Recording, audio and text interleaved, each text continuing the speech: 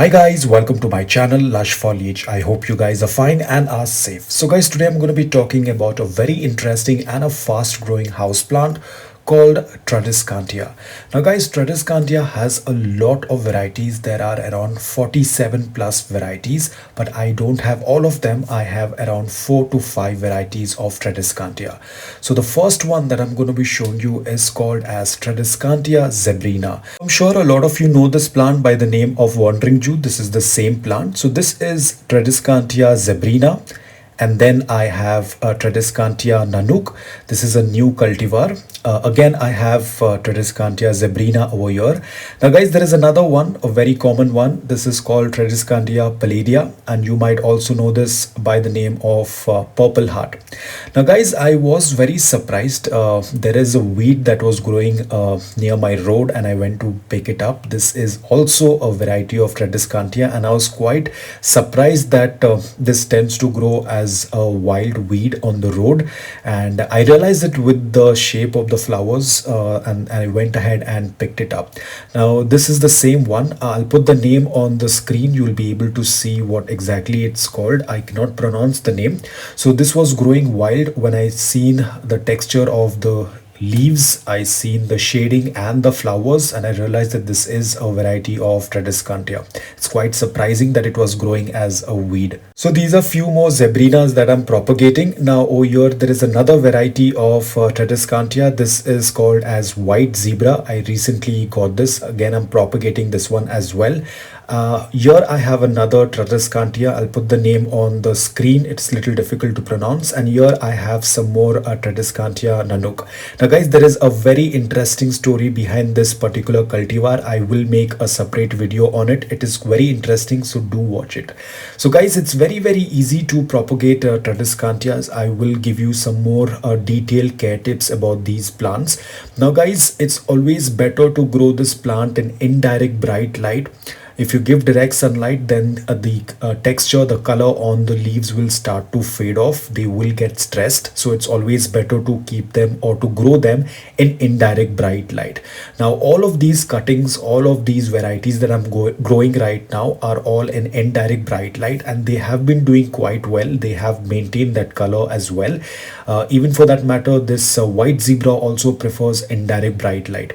Now, I have a lot of propagation going on everywhere. I have just put in a lot of cuttings, and they all have rooted as of now.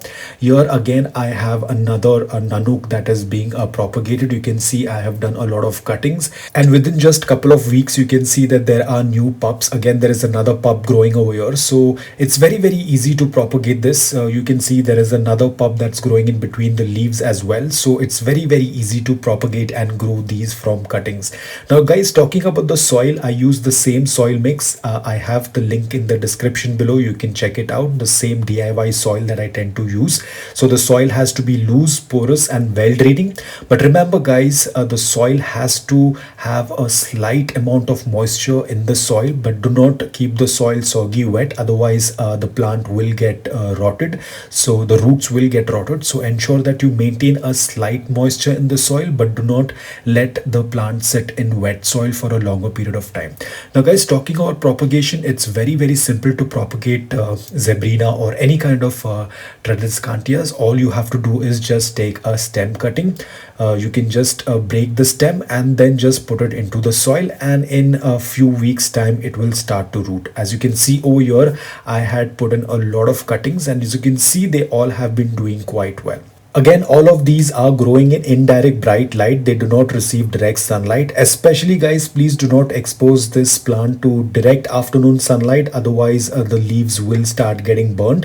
Probably the max what you can do is you can give them early morning direct sunlight for at least 3 to 4 hours, but nothing in the afternoon. But if you're going to keep them in indirect bright light as well, it's absolutely fine. They will have that beautiful color and they will grow healthy. Now talking about pot size, it actually does not matter. They will grow in any pot size, big or small.